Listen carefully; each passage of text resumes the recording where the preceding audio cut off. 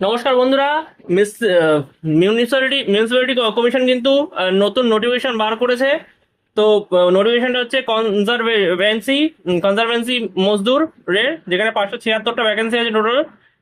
অনলাইনে অ্যাপ্লাই করতে হবে। অ্যাপ্লিকেশন ডেট হচ্ছে 21 তারিখ থেকে 7ই সেপ্টেম্বর পর্যন্ত, ঠিক আছে?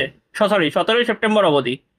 এলিজিবিলিটি ক্রাইটেরিয়া বলা হয় তো, education qualification must be able to read and right, ঠিক আছে? শুধু লিখতে ও পড়তে পারলেই হবে। এজ লিমিট কিন্তু 40 এবং মিনিমাম হচ্ছে 18। এজ রিডাকশন রয়েছে রিজার্ভ ক্যাটাগরির জন্য, ঠিক আছে?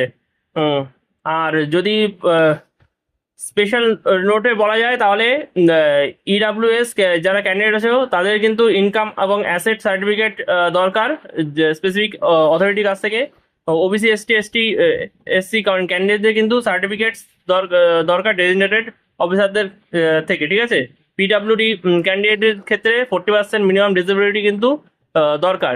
অ্যাপ্লিকেশন ফিস যদি বলা যায় তাহলে জেনারেল, ওবিসি আর ইডাব্লিউএস এর জন্য 200 টাকা, আহ, যেটা 150 টাকা ফি প্লাস 50 টাকা হচ্ছে প্রসেসিং চার্জ।